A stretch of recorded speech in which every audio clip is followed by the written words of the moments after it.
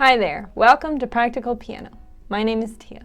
I've been playing piano for 20 years and teaching for 10, and this is a practice session. So, in a practice session, I practice piano, and whenever I think of something that would be useful for you as a pianist, I stop and give you that advice. And right off the hop, I have some advice for you. Sometimes, you're not going to want to practice, and there are a few things you can do. First of all, you could take a break and not practice. There's a balance of respecting how you feel and going with how you feel and maintaining the discipline and the promises that you've made to yourself. So you need to take into account how you're treating yourself and why you're going to practice if you are going to push through that feeling in practice. If you feel like you're not going to play piano and you decide not to practice, that's okay. But own it. Don't go, well, I can't practice. Go, okay, maybe I should practice right now, but I don't feel like it, so I'm not going to. Instead, what I'm going to do is this. Take ownership of your decisions, because you can make your decision and not take ownership, and you're not going to grow, and it's not going to help you. But if you make your decision and you take ownership of it, one, you're not going to experience as much guilt when you go and do the other thing, because it is a decision that you've decided to make. The other thing is it's going to help you be a more responsible person. Every decision that you can take responsibility for instead of going, I can't, or it's somebody else's fault, or whatever. If you go, I don't want to, so I'm choosing not to, that is more responsible than either practicing without admitting your feelings or not practicing it and blaming on somebody else. So that's if you decide not to practice. Now, what if you decide to practice despite how you're feeling? You don't want to practice, it doesn't feel good to you. Well, if you're going to do something, even though it doesn't feel good, you should know why you're doing it. For example, maybe you have an exam coming up and you want a good grade. And so even though you don't feel like it today, you're deciding to do it. Explain to yourself that, you know what, I don't feel like practicing today, but I'm going to practice at least a little because I have this exam coming up and it's important to me that I get a good grade. When you can articulate your reasons to yourself, you'll be more decisive. You won't be second-guessing your decisions as much. So that is the decision point of whether or not you're going to practice piano. Now, let's say that you decide to, even though you don't feel like it. What are some things you can do to help your feelings while you're practicing? There's a few things. You can narrow your focus and go, okay, I'm going to practice for 5 minutes on this thing. Anytime you can hone in your focus, it's just like that vision thing that I explained earlier. When you can put your vision on this point, the feelings kind of fade into the background because you're focused on this for 5 minutes. That can be a good way to keep you practicing, even though you don't feel like it. And then you're going to have to make decisions along the way of whether or not you're going to practice after you've done 5 minutes on this section. If you're going to continue to practice, set another goal, set another focus. And if you decide, you know what, I put in my 5 minutes, that's enough, okay. And stand with that decision. You could practice for longer, but you're choosing not to. And that is your choice to make, and you be responsible for it. So that's one thing you can do. You can narrow your focus. Another thing you can do if you don't feel like practicing is you can decide which song you're going to focus on, and you can choose to practice the one that you enjoy the most instead of one that you don't like. Or if you're a kind of person who loves challenge, you can decide to practice the one that challenges you the most, and that will spark your interest more than practicing things that you already know. You could decide if you like practicing technique like scales, you could decide, okay, this practice, I'm only going to practice my technique. And if you're the kind of person who's like, I do not like scales at all, don't play your scales. Basically, choose what you enjoy, whether that's a challenge or whether it's a specific song or specific exercises. Because if you don't want to practice, you got to nurture the part of you that doesn't want to be there. Give it a reason to be there. Now, the last thing, and this is probably the most important thing, if you don't feel like practicing, Practice something that you don't have to. So let's go back to this exam scenario. You're preparing for an exam. So you have a set of songs and a set of exercises that you have to practice for that exam. Humans don't like feeling cooped up. And so occasionally you're not going to want to play, and it's because you have these restrictions where you have to practice this kind of thing. In reality, you don't have to do anything. It's your choices. But given that we feel like we have to do the thing, what you can do instead is you can choose something totally unrelated to your exam, totally unrelated to this have-to scenario, and play it for enjoyment. So earlier today, I felt like I do not want to play piano. So what did I do? Well, I have this time and I need to practice, and I'm choosing to practice. So what can I do to help myself practice? I went to set up my camera and I went, you know what? I don't want to practice on the camera. And then I went to grab my examination stuff and I went, you know what? I do not want to practice my examination stuff. So what I did is I pulled out a book of music that I really enjoy. It's by an artist called Joe Hisaishi. I'll link the book in the description if you're interested in it. He does Studio Ghibli music. So I pulled that out and I played for half an hour, just Studio Ghibli. I just sight read a bunch of songs out of that book. And that was enjoyable. And after having practiced, here's the fun thing. If you can soothe your feelings, the part that doesn't want to practice, if you can give it things that makes you feel better, sometimes you'll want to practice after that. And here I am on the camera about to practice. Even so, I sat down and I went, you know what? I really don't want to practice. And I went, okay, you know what? It's important to me that I continue my YouTube channel, and it's important to me that I continue piano. And I have this extra time that I'm not going to have later this week. So guess what? Because these things are important, see, I set up my vision. I've put in front of myself what is important. And before that, I gave myself something to do that I enjoyed. And I went, okay, because this is important, we're going to practice even though we don't feel like it. And now, having started the video, about to start practicing, you know what? I feel better. And I'm going to practice and enjoy it. So when you have those moments, you can work with yourself. You can either go, you know what? I've pushed through this a dozen times this week and I'm just not going to practice today. I'm choosing to not practice. You can choose that way.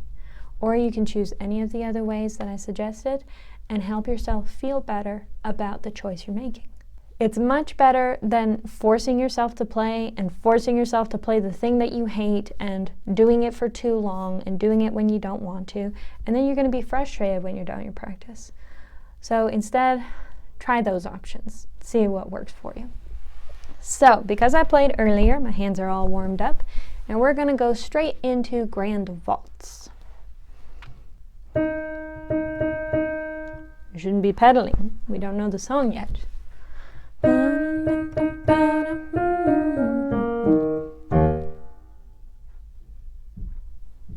Wasn't prepared for that jump. That's okay, we'll do it a few times. G. Okay, let's do it again and see if we can jump better.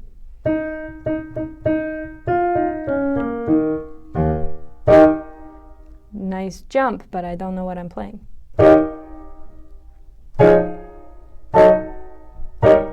And again.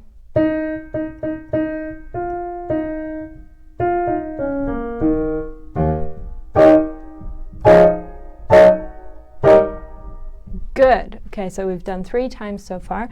Let's do 7 more times.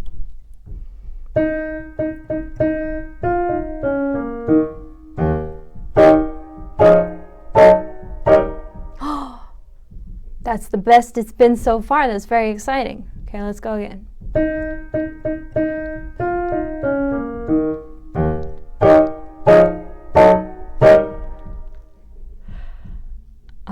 Okay. That does 2 out of 7. 5 more times.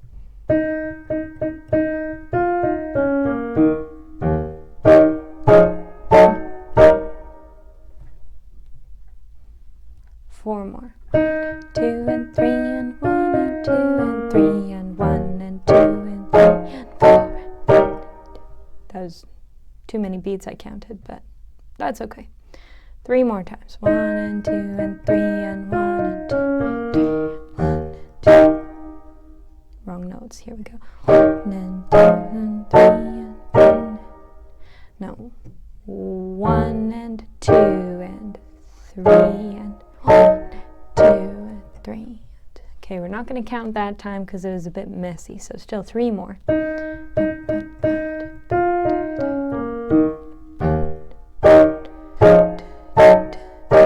Good.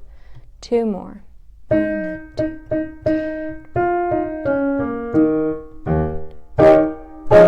1 and 2 and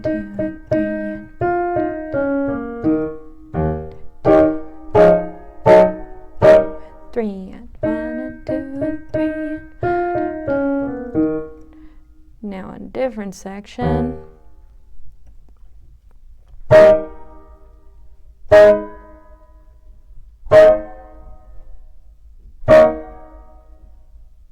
Let's play that bit again a few times. Bum, da.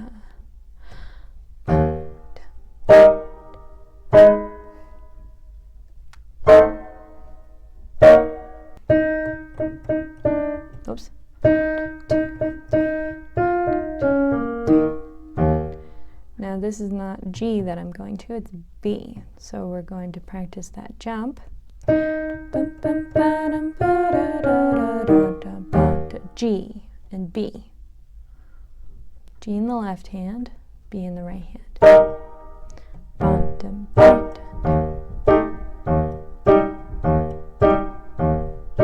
Okay, and then the right hand.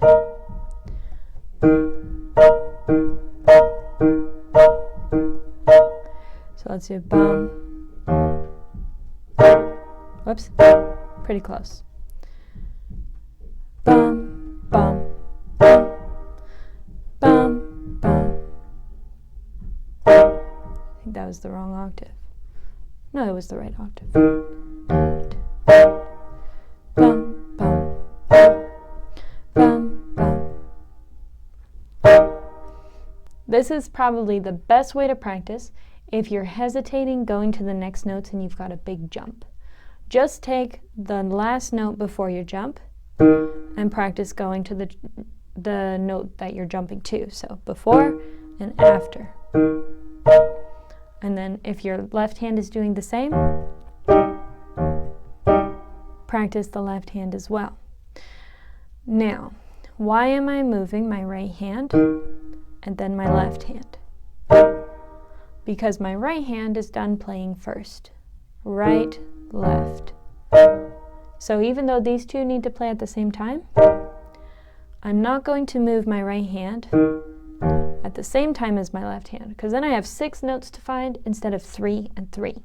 If I move my right first, right, find 3. Left, find 3. Right, left. Right, left, together. Right, together. So you don't have to take the entire section. You can just go from the exact notes that you need to jump back and forth. And then after you're comfortable with where you're going, then take the whole section and practice it all together. Now another thing that I'm doing here is, rather than looking at the music, I'm looking at where I am and where I'm going. You can only do this if you're positive about the note that you're leaving and the note that you're going to. If you're not sure, then you need to double check with your music. So then I would be going E, I would double check what letters I need, and then I would place my hand. But then I would be looking at my hand because I want to remember this. So if you're not sure what you're jumping to, double check, and then look at your hand once it's correct, and think about what you're playing, and then try, keep your eye over there. I'm going to go down to this E flat, okay, E flat, and then I want to get back to the thing I was looking at before. Hopefully that makes sense. Let me know if you want me to go into more detail or if you need to see a different angle. All right.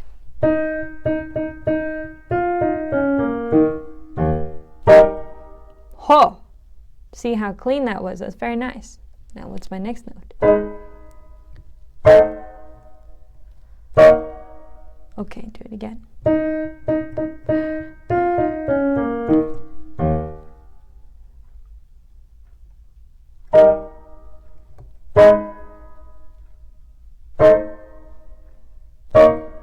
There we go. That was, I think, the third time I played through. We'll do 7 more times.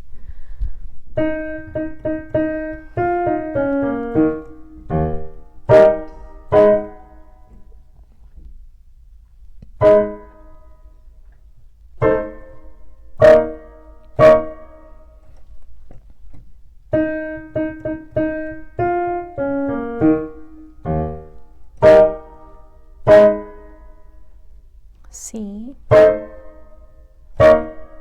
Good. What is that? 6, 5. 5 more.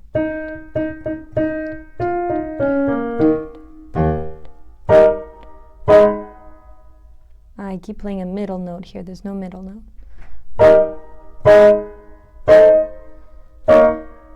Getting there. Let me play just this section.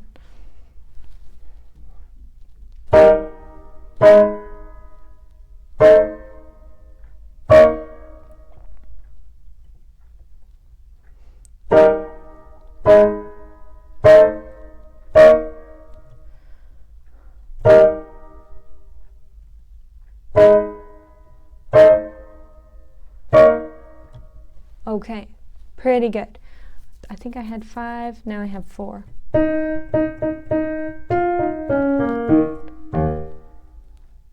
Ooh, messy.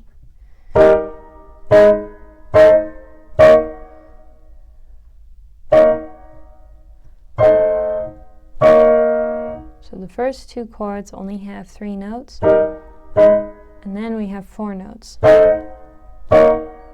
Okay, let's do it again.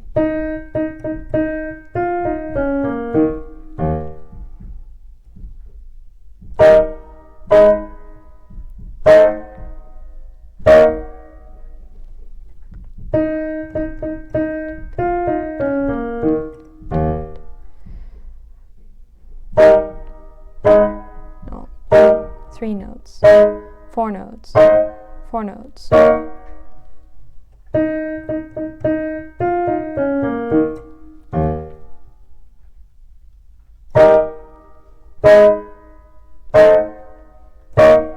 Lovely, that's enough for that section. Now, you'll notice that first section that I played, it went fantastic today. Amazing improvement. This second section, there's good improvement, but it's not as significant. But we're not going to put down me for not making the same amount of progress in that section. We're going to celebrate the progress that we did make. And it's okay that the 2 sections don't match. It's good, it's worth celebrating that one of the sections is good. See, a lot of the time something goes well, we would like everything to go well. And so then you set yourself up huge expectations, rather than embracing exactly what is happening. This section went fantastic. This other section is going okay. And those are both good things. They're equally good, even though there's this huge difference between them. You'll feel like you make more progress when you accept and embrace the progress that you do make, even if it's a little bit. Because that little bit, when you celebrate it, becomes more significant. And then you're going to feel better about yourself. And when you feel better about how you're doing with your practice, you'll want to practice more, because we like to do things that feel good. And when we feel good, we like to do things. All right.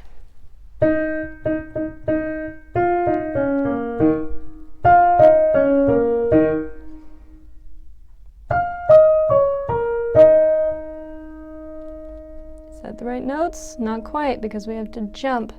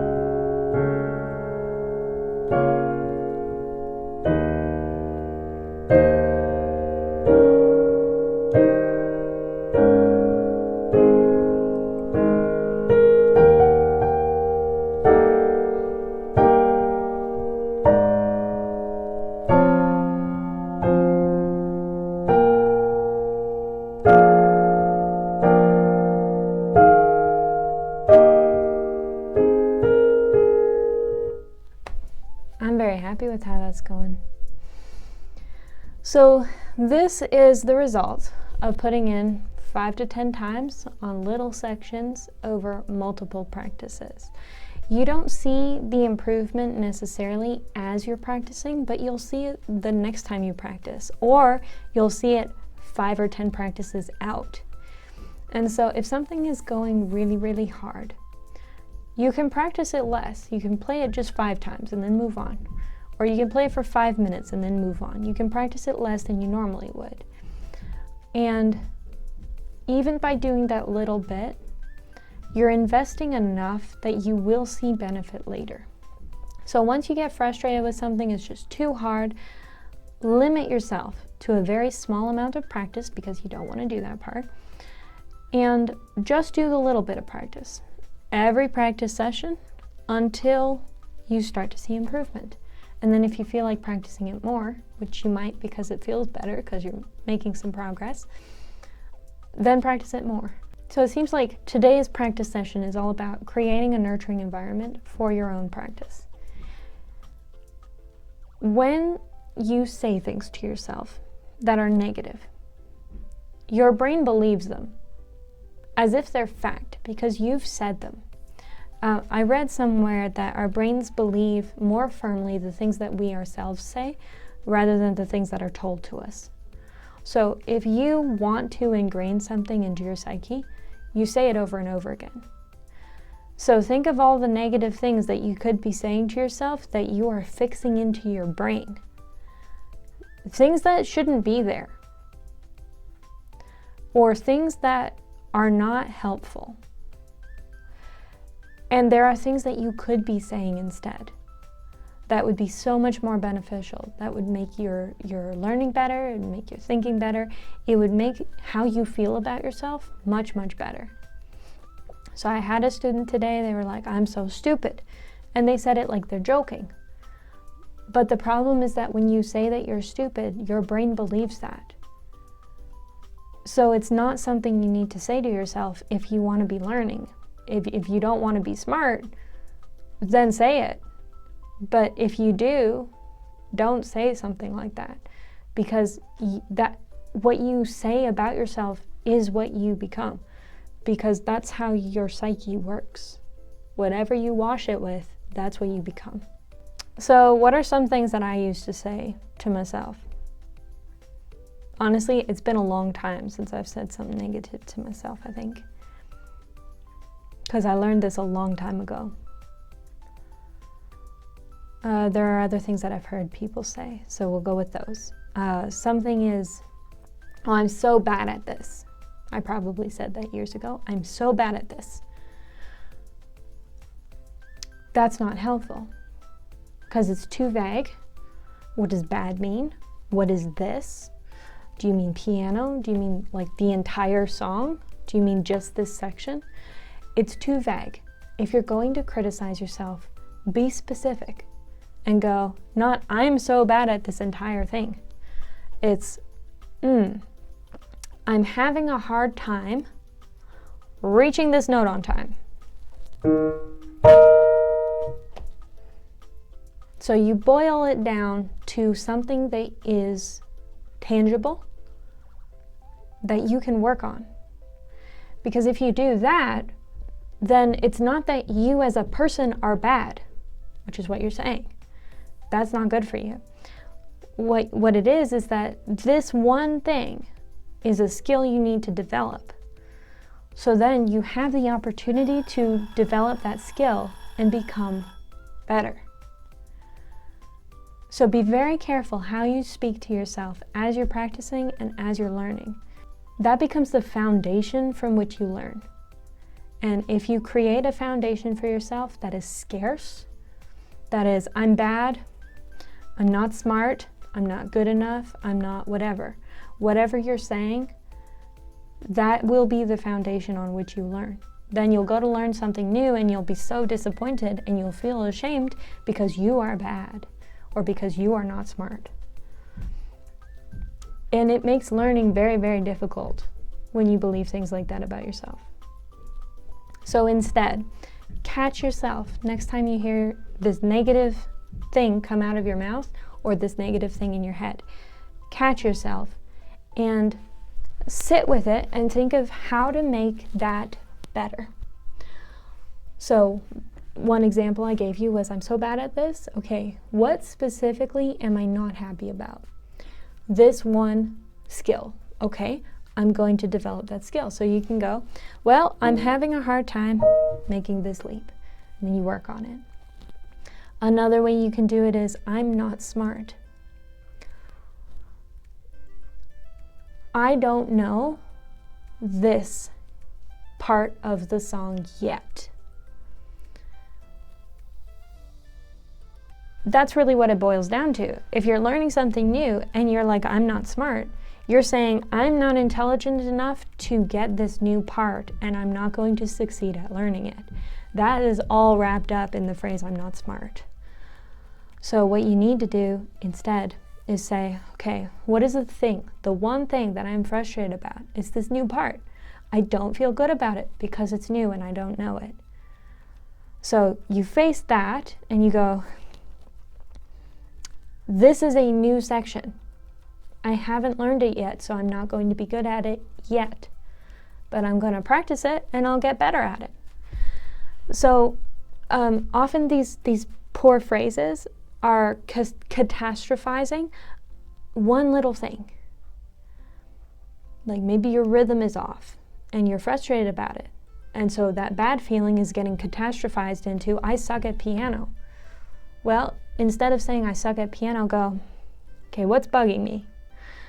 I'm having a hard time with this rhythm and I'm frustrated and it doesn't feel good. Okay. And then you can articulate, instead of I suck at piano, because you don't, you're just learning like everybody else. Instead you can say, okay, I have to work on this rhythm and get it better. And then you can focus on that. All right, I'll stop rambling. I think you get the point. Thank you for joining me for this practice session. If you found it encouraging, please leave a like. If you have any questions or you want to tell me how your practice is going, leave a comment. If you know anyone else who would also like this video, please share it with them. And if you would like more, subscribe.